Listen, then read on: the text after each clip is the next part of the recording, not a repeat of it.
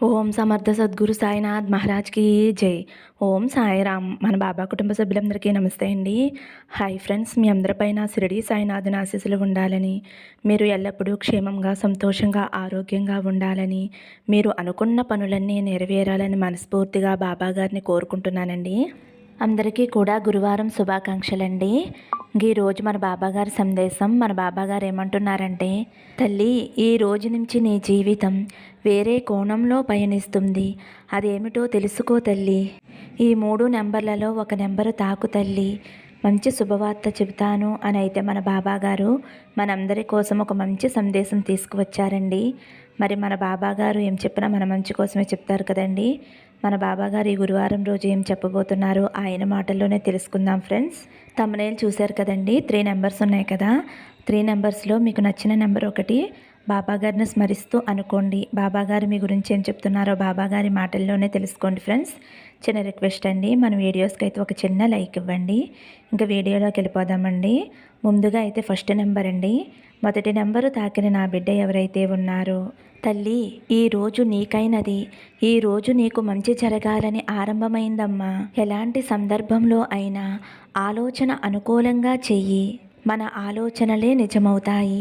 నువ్వు ఎందుకోసం ఆలోచిస్తున్నావో అలాగే జరుగుతాయి.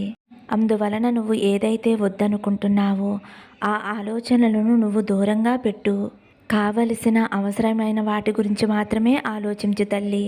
నీకు అవసరమైనవి నెరవేరుతాయి అని నువ్వు మనస్ఫూర్తిగా నమ్ము. అప్పుడే నీకు ప్రతి ఆలోచన నీకు ఆనందాన్ని ఇస్తుంది తల్లి.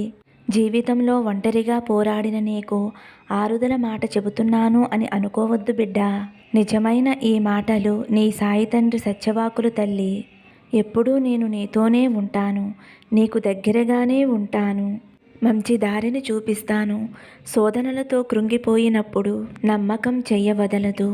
ఎలాంటి కష్టంలోనైనా సరే నీకు నీ సాయి తండ్రి నీతోనే ఉన్నాడు అని నువ్వు మరవవద్దు తల్లి. నువ్వు పోగొట్టుకున్నవన్నీ కూడా అవి 1000 రెట్లై నువ్వు దక్కించుకుంటావు తల్లి.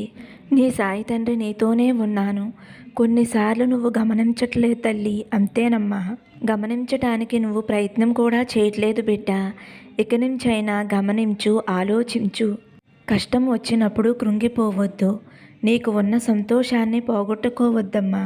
నీకు రాబోయే ఆనందాలు, అవకాశాలు ఎలాంటి పరిస్థితుల్లోనూ వదులుకోవద్దు తల్లి. అంతా అయిపోయింది, జీవితానికి ఏమీ లేదు అని నువ్వు నిరుత్సాహపడవద్దు తల్లి. ఇప్పుడు కూడా నీకు చెబుతున్నానమ్మా, చాలా సంతోషాలు, ఆనందాలు, అదృష్టాలు, అవకాశాలు నీ కోసం ఎదురు చూస్తున్నాయమ్మా. తప్పకుండా ఇవన్నీ నీ దగ్గరికి చేరుతాయి. నువ్వు జీవించటానికి ఎన్నో మార్గాలు నీకు ఏర్పరుస్తున్నానమ్మా. ఎప్పుడూ కూడా వ్యతిరేక ఆలోచనలు చేస్తున్నావు. నువ్వు చెయ్యకూడదు అని అనుకున్నా సరే నిన్ను మీరి ఆ ఆలోచనలు నీ మనసులోకి వచ్చేస్తున్నాయమ్మా.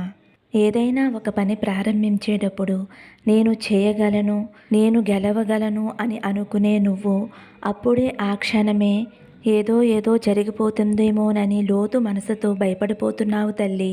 నీ వ్యతిరేకమైన పని, చెడు ఆలోచనలు దానిని అధికంగా చేస్తూ ఉంటాయి. ఒకటి తెలుసా తల్లి, ఆలోచనలు కూడా కర్మలకి ప్రతిఫలమే.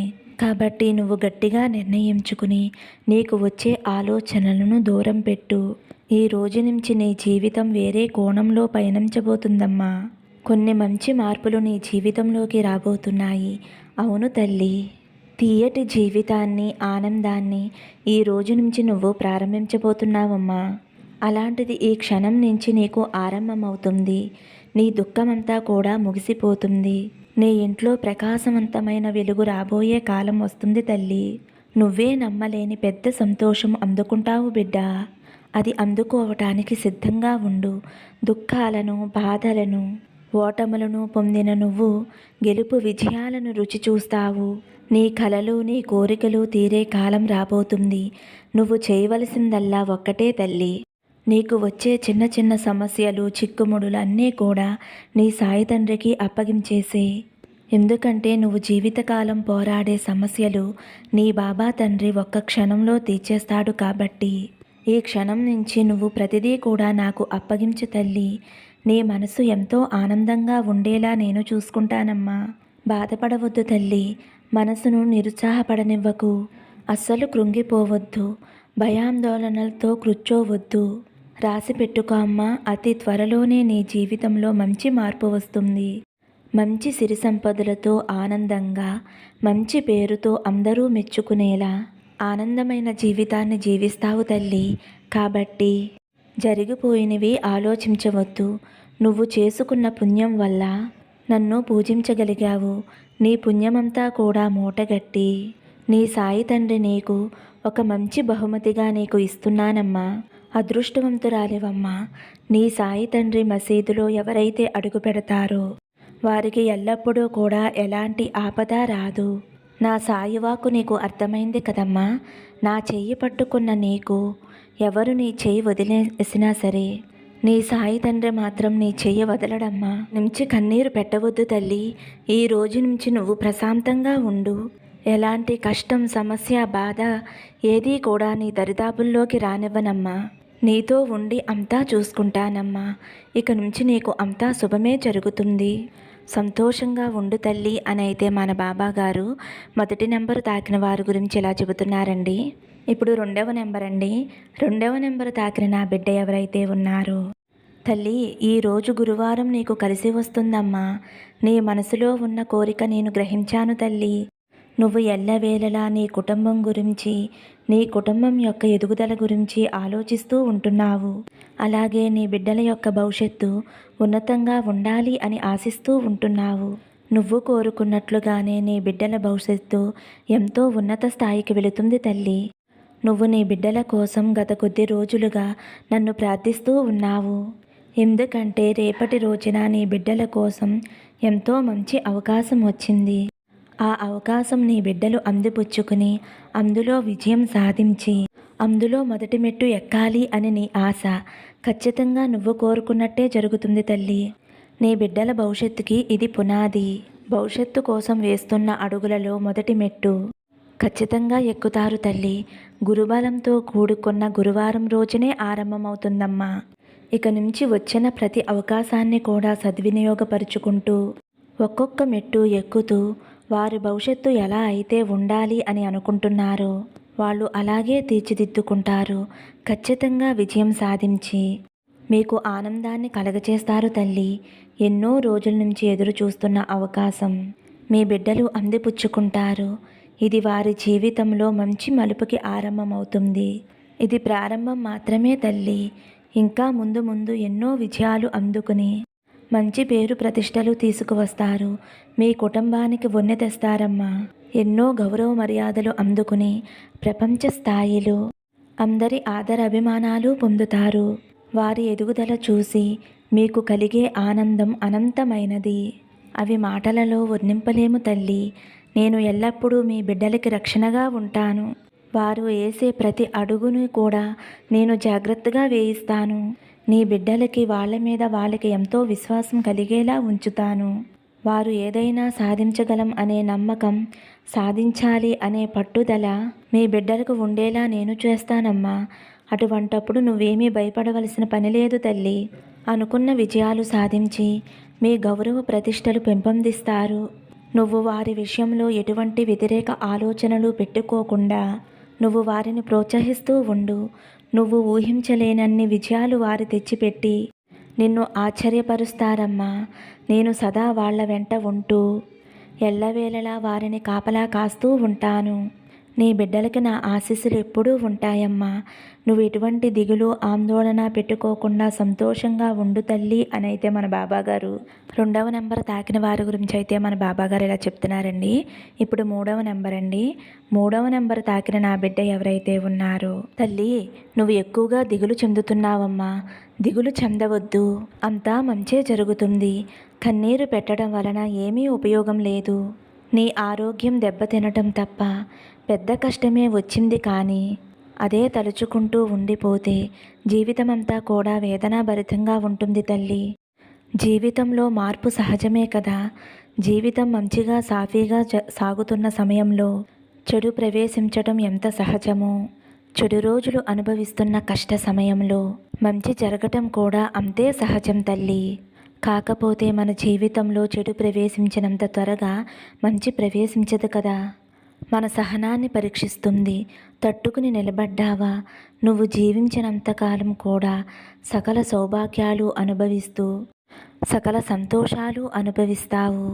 అలా కాకుండా పరిస్థితులను తిట్టుకుంటూ, అందరినీ దూషిస్తూ, లేదంటే వెంటనే ఈ చెడు నుండి తప్పించుకోవాలి అని వేరే దారిలో ప్రయాణించాలని చూస్తే ఇంకా భయంకరమైన రోజులను అనుభవించవలసి వస్తుందమ్మా. కాబట్టి నువ్వు చేయవలసిందల్లా ఓర్పుతో సహనంతో ఉండటమే తల్లి. నువ్వు ఏమి కోల్పోయావో అవన్నీ కూడా నువ్వు తిరిగి పొందుతావు. ఎవరైనా సరే పోగొట్టుకున్నవన్నీ కూడా తిరిగి పొందుతారు. ఒక్కొక్కరు త్వరగా పొందుతారు, ఇంకొందరికి కొద్దిపాటి ఆలస్యం జరుగుతుంది. అంతే తప్ప ఎవరికీ కూడా అన్యాయం జరగదు తల్లి. నీకు న్యాయమే చేస్తానమ్మా. అలాగే నీ మనసులో ఒక కోరిక ఉంది. ఆ కోరిక ఏమిటో నాకు తెలుసు తల్లి. నీవు పదే పదే నాకు తెలియచేస్తూ ఉన్నావు కదమ్మా. ఆ కోరిక నెరవేరే ఉపాయం చెబుతానమ్మా. నేను చెప్పినట్టు చేసి చూడు తల్లి. నువ్వు అనుకున్న ఆ కోరిక కూడా నెరవేరిపోతుంది. నువ్వు ఎల్లవేళలా ఒకటే కోరుకుంటున్నావు, నీ మనసుకు నచ్చిన వ్యక్తితో వివాహం జరిపించమని. నువ్వు నీ జీవితంలో ఎంతో ఆనందంగా జీవించాలి అని, సంతోషంగా ఉండాలి అని నువ్వు ఈ వివాహం జరిపించమని నన్ను వేడుకుంటున్నావు. నువ్వు కోరుకున్నట్లుగానే జరగాలని నా ఆశీస్సులు నీకు అందిస్తున్నాను తల్లి. దానికి ఒక ఉపాయం చెబుతాను. నువ్వు దానిని శ్రద్ధాభక్తులతో పాటించమ్మా. నమ్మకం పెట్టి చెయ్యి. ఖచ్చితంగా అంతా నువ్వు అనుకున్నట్లుగా అనుకూలంగా జరుగుతుంది. అది ఏమిటి అంటే, నువ్వు మంగళవారం రోజున మంచి సమయం చూసుకుని అపర్ణాదేవి యొక్క నామం పఠిస్తూ ఉండు. చక్కగా ప్రతిరోజు కూడా 108 సార్లు పఠించు తల్లి. నువ్వు కోరుకున్న కోరిక చాలా వేగంగా నెరవేరుతుంది. ఆ నామము ఏమిటి అంటే, ఓం శ్రీ అపర్ణాదేవియే నమః. ఈ నామాన్ని నువ్వు ప్రతిరోజు కూడా 108 సార్లు పఠించు తల్లి. నీకు త్వరలోనే మంచిగా, నీకు నచ్చినట్టుగానే, నువ్వు కోరుకున్న బంధంతోనే వివాహం జరుగుతుంది తల్లి. ఇది ఒక వివాహ విషయంలోనే కాదు, రుణబాధలు తొలగాలన్నా, సంతానం కలగాలన్నా, వివాహ సంబంధాలు కుదరాలన్నా, భార్యాభర్తల మధ్య సఖ్యత కలగాలన్నా, ఇలా ఏ కోరికైనా సరే మన కోరికను అమ్మవారికి తెలుపుకుని ఈ స్తోత్రం పఠనం చేస్తూ ఉంటే అమ్మవారి అనుగ్రహం మీపై పుష్కలంగా ఉంటుంది. అమ్మని పూజిస్తే ఏది అనుకుంటే అదే నీకు జరుగుతుంది. అమ్మ దయ నీ మీద నిండుగా ఉంటుంది. అమ్మ దయ ఉంటే అన్నీ ఉన్నట్టే. నువ్వు కోరుకున్న కోరిక త్వరలోనే నెరవేరాలని నా యొక్క ఆశీస్సులు నీకు అందిస్తున్నానమ్మా. ధైర్యంగా, ఆనందంగా, సంతోషంగా ఉండు తల్లి అని అయితే మన బాబాగారు 3వ నెంబర్ తాకిన వారి గురించి అయితే మన బాబాగారు ఇలా చెప్తున్నారండి. ఈరోజు మన బాబాగారు మంచి సందేశం అందించారండి. మన బాబాగారు ఏం చెప్పినా మన మంచి కోసమే చెప్తారు కదా ఫ్రెండ్స్. మరి మన బాబాగారు అందించిన ఈ సందేశం మీ అందరికీ కూడా నచ్చింది అనుకుంటున్నాను ఫ్రెండ్స్.